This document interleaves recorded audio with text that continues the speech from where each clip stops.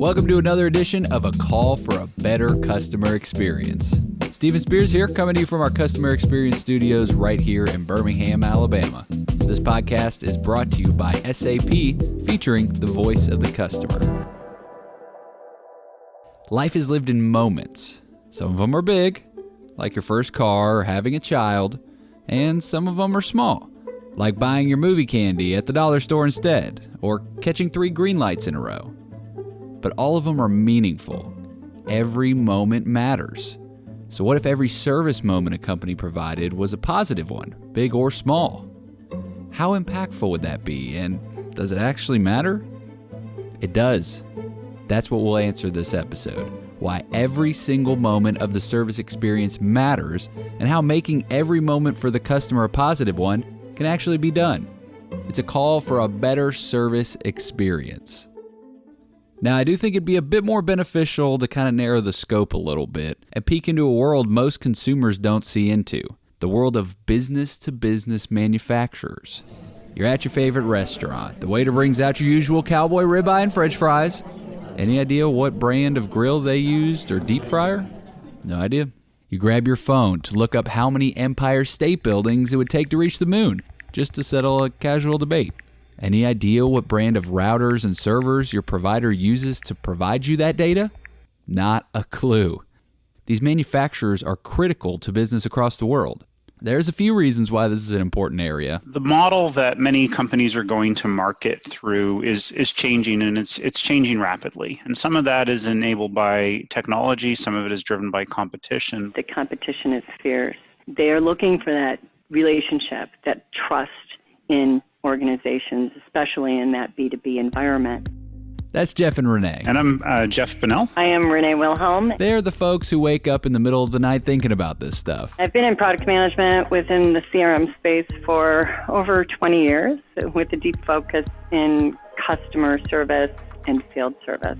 Throughout the years, I've had the opportunity to work with many companies in the B2C and in the B2B space, especially in manufacturing. My background is in asset management and field service management. So in addition to working with a lot of manufacturers, working with them in developing better programs for how they service their equipment, I've also had a good opportunity to work with a lot of their end customers that are using their products in manufacturing, utilities, energy, to really see from their perspective what they need and what they really need from a service perspective.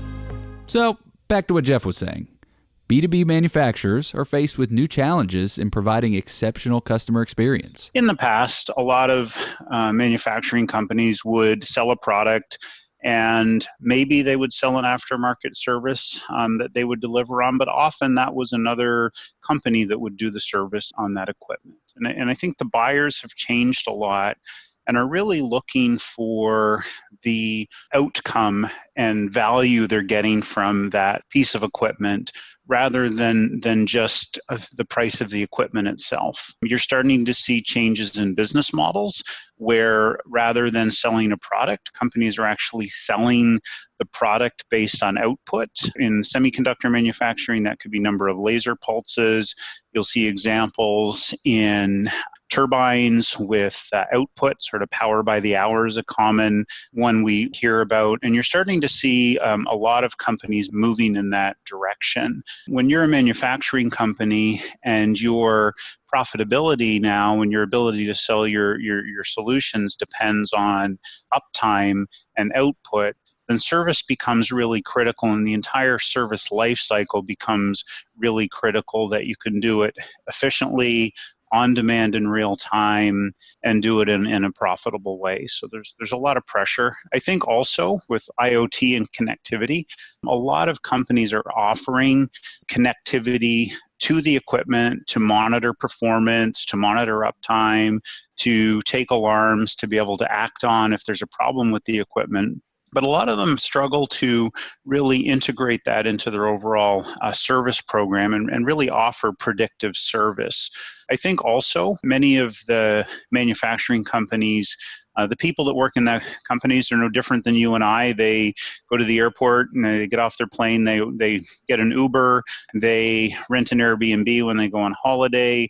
They sit in their family room at home and get movies on demand on Netflix, where they're buying a lot of their household goods over Amazon that are showing up at their door. So there's an expectation based on what's happening in the consumer world around how customers will interact and request service, request products, request parts from their manufacturing partners. And that's definitely driving a lot of pressure to be able to deliver in that new scenario. That's interesting.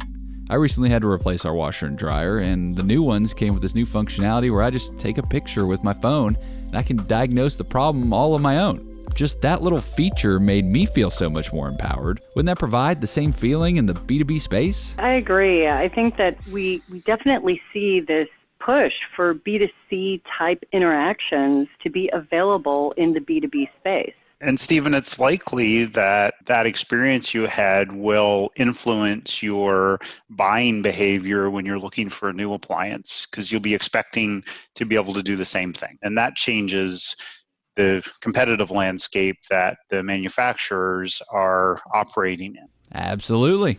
So let's back up just a little bit here. When we talk about service, we're talking about a few different things. We talk about 3 different areas: self-service, assisted service, and on-site service, in person. Customers will have their preferences there, and it is important to be able to deliver all the key functionalities, the key capabilities that a customer needs to be able to serve themselves or get the right information from their customer service agent, even to be able to remotely resolve an issue with a piece of equipment so that you don't have to have that on-site service piece. But at each point of that process, that customer needs to be able to achieve what they set out to achieve. And if it does result in something that needs on-site service, then of course that technician needs to have all the tools available even to provide that upsell capability. So you're providing consistent service across the board at any one of those touch points. So every one of those interactions has to count. Every moment matters. When you're looking at every touch point, whether it's a self-service touch point or an assisted service touch point where you're interacting with a call center, or a field service touch point where you have a technician showing up in the manufacturing facility, you might have the nicest, coolest app for your field service technician to show up at your manufacturing site. But if that isn't tied into the back end, into the platform, that ensures they have the right information about that equipment, that the people know they're coming at the right time, that the spare parts are available, triage and diagnosis that was established before the technician gets there, things can fall apart pretty quickly. So having a platform in place that facilitates the interaction through the entire life cycle is pretty essential. Otherwise, there's no way you can really deliver on your promises. If you're requesting an appointment through a self-service app, if that's not really tied into the heart of your scheduling and your resource management and your access to contingent labor, and if you're using contingent labor, if that's not tied into ensuring that the people that are assigned have the right skills and they're vetted and everything else, then again, you're making promises you can't deliver on. It's becoming hard to attract new employees. They want to work with more modern technology, have an experience to be able to easily and effectively execute on their work with technology in their hands. One of the interesting stats out there is that over 40% of field service is delivered by people who don't work for the manufacturing organization. So then, who are these other people delivering field service? It's possible there's a retired engineer and he or she doesn't want to be totally retired, wants to be semi-retired. So you have alumni who may be available for periodic service calls that have that experience. We've seen cases where organizations have tapped into contingent labor pools from technical colleges, for people trying to earn some additional money, as well as just partners. With this outside labor, it's tough to guarantee a quality customer experience. What happens today if they're not connected in some way, is once that service activity or service request gets handed over to the third party, they lose all visibility. They don't see what's happening. They don't have a sense for how happy or unhappy the customer is with respect to the service that's being delivered. They may not have visibility into opportunities for upsell of parts and labor and things like that.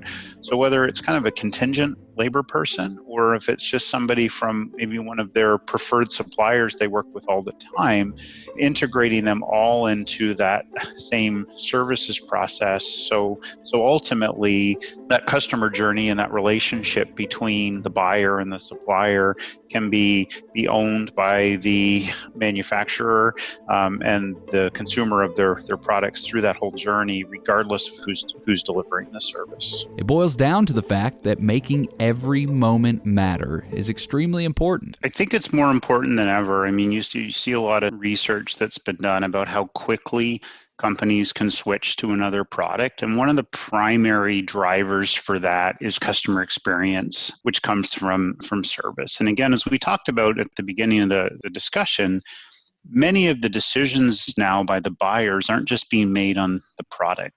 They're being made on the whole life cycle value of the solution, including the service. Then getting all these pieces right and being able to deliver excellent service profitably is absolutely critical. The competition is fierce. Identifying customer lifetime value, identifying opportunities to improve that. They are looking for that relationship, that trust in organizations, especially in that B2B environment. Thanks for helping out here, guys. Anything else you wanted to add? No, I think we've really covered it. I just have to find out what brand of appliance you had, because we had a problem with our fridge a couple weeks ago, which was pretty much brand new, and the third-party technician showed up with a roll of paper and had never seen one of them before. So it's a totally different experience. We'll take that offline, Jeff. Every moment matters. And manufacturers in the business-to-business world that realize that and address the entire customer journey are answering the call for a better service experience. Thanks for tuning in. I'm Steven Spears, and this has been a call for a better customer experience presented by SAP. See you next time.